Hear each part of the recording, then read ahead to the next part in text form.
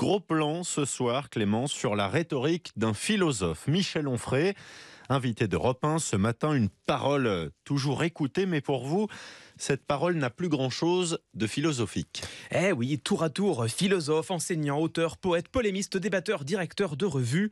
À quel titre parle désormais Michel Onfray ? Cette question apparaît d'autant plus cruciale qu'il a conquis une place de choix dans l'espace médiatique. Et pour savoir d'où il parle, la méthode la plus simple, c'est encore d'analyser comment il parle. Et en l'occurrence, ce matin, il a avancé des déclarations assez surprenantes.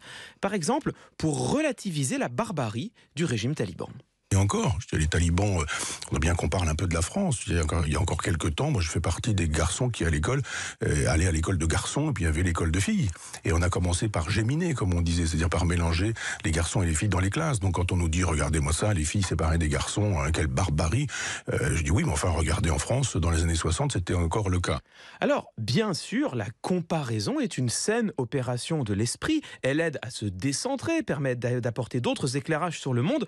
Encore faut-il que les choses comparées soient comparables. En l'occurrence, Michel Onfray met sur le même plan la France des années 60, où le statut des femmes était certes très loin de l'égalité, avec l'Afghanistan des talibans, où les femmes étaient, et hélas risquent d'être à nouveau, contraintes de porter la burqa, ne pouvaient ni étudier ni travailler et risquaient la mort par lapidation en cas d'adultère.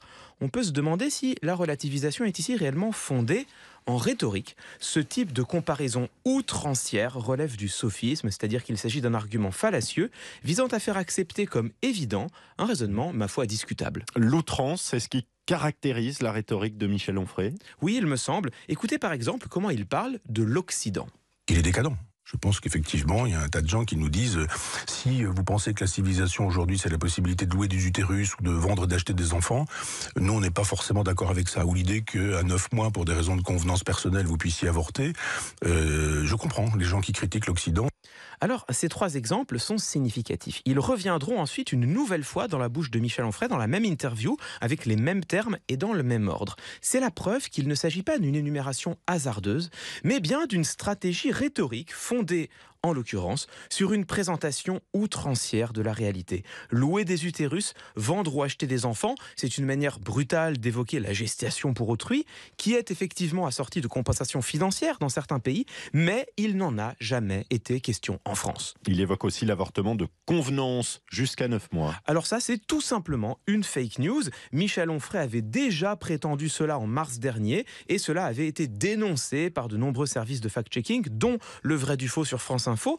Bref, on a de l'outrance volontaire dans la présentation des faits, avec un objectif clair, choquer, provoquer une émotion de dégoût et induire une réaction instinctive de rejet de ce qu'il entend dénoncer. Et d'ailleurs, c'est une stratégie courante chez Michel Onfray. Le droit d'ingérence est toujours fait au nom des droits de l'homme, sous prétexte qu'il vaut mieux vivre comme Bernard-Henri Lévy à Saint-Germain-des-Prés. On a entendu l'autre jour qu'il avait touché un chèque de 9 millions, je ne sais même plus, il y a tellement d'argent, du Qatar. Moi, je pense que normalement, ce genre d'information, ça devrait faire la une de la totalité des journaux. Alors ici, Michel Onfray fait référence à une affaire qui a effectivement été révélée par Blast, selon qui Bernard-Henri Lévy aurait touché 9 millions d'euros entre 2009 et 2011 en échange de son soutien au Qatar. Mais, vous avez entendu, il y a une petite hésitation dans la bouche de Michel Onfray entre 9 millions et 9 milliards.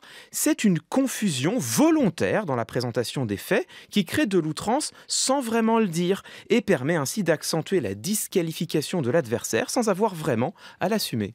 Ça ne peut pas être une erreur sur le moment ? On pourrait le croire, mais en fait c'est ainsi que procède systématiquement Michel Onfray. Écoutez ce dernier extrait dans lequel il évoque son meilleur adversaire, Éric Zemmour. Moi, je pense qu'Éric Zemmour se trompe je vais pas le traiter d'imbécile, parce que j'ai de la sympathie pour lui, mais je veux dire, quand on lui montre la lune, il regarde le doigt. Je ne vais pas le traiter d'imbécile, mais quand on lui montre la lune, il regarde le doigt. C'est, selon le célèbre dicton, la définition même d'un imbécile.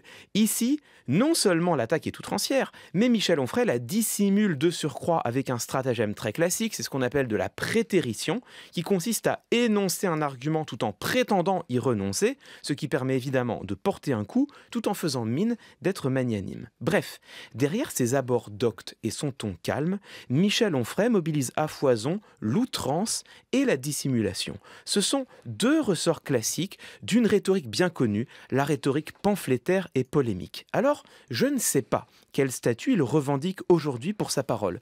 Mais une chose est sûre, il me paraît difficile de continuer à prétendre qu'elle soit philosophique.